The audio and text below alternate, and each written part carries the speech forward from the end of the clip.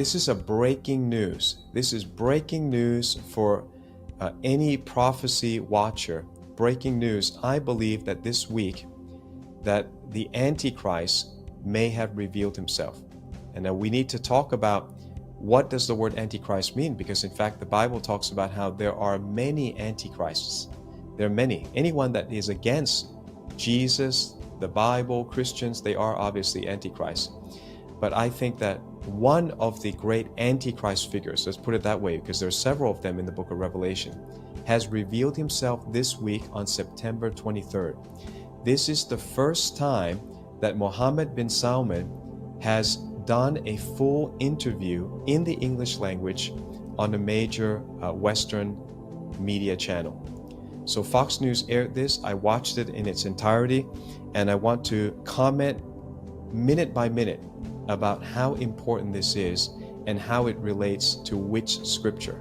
So I want you to hear it first. I know that some of you have watched my viral video about the visions of the tribulation, and you heard that Brandon did not want to say who he saw. Let's describe what he saw, okay? Because when we extrapolate, then we're adding meaning. What he saw was that when the world goes into chaos after the rapture of the saints, even the leaders of the world don't know what to do. They are clueless and they're looking for help. And a particular meeting occurs in Berlin, Germany.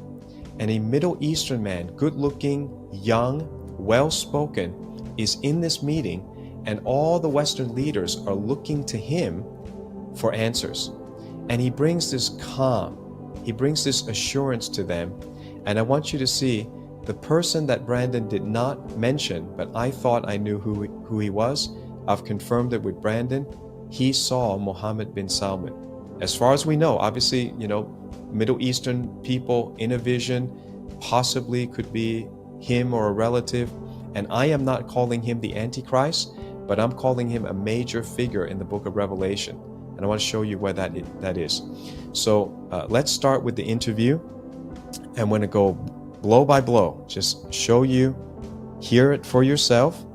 And you can see that it's very unusual because Bret Baier from Fox News doesn't usually do this. He covers a lot of domestic news. He's going to give the full hour. This is like free advertising for Mohammed bin Salman. This is the island of Sindala, the first project in Neom, your Vision 2030. It is spectacular. It is really beautiful. A lot of people have described you as a visionary leader. I talked to a number of your citizens, and that's how they describe you. And you didn't even plant them. That's really how they talk about you. And world leaders are saying the same thing. You've had this transformational change, every aspect of the kingdom, economic, social, cultural, religious.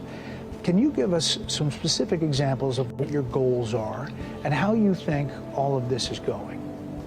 Well, simply, we have in the past few issues in Saudi Arabia and a lot of opportunities that we didn't use. We're trying to capture that and to go forward for a better Saudi Arabia. And that's what we're trying to do. And it's a big vision.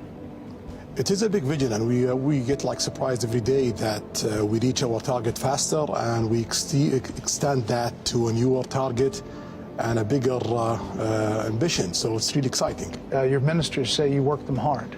Well, you can see in 2022 we are the fastest G20 country growing, and also in this year, if you take just the non-oil GDP part, we are the second fastest in the G20 growing. So it's like a fight between Saudi Arabia and India, a good fight. Bret Baier gives a glowing compliment to this Mohammed bin Salman, who's the crown prince. That means that he's not yet the leader of Saudi Arabia, but he's considered the de facto leader because his father is very aged, over 80 years old, not in great health.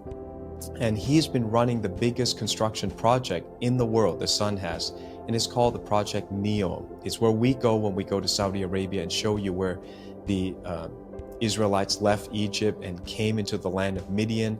Moses lived there. Moses went out Mount Sinai and got the 10 Commandments there. That's where Mohammed bin Salman, or MBS as he's known, in short, MBS is focused on. But Bret Baier gives this glowing introduction that he is a visionary, that he is someone that the world leaders look to.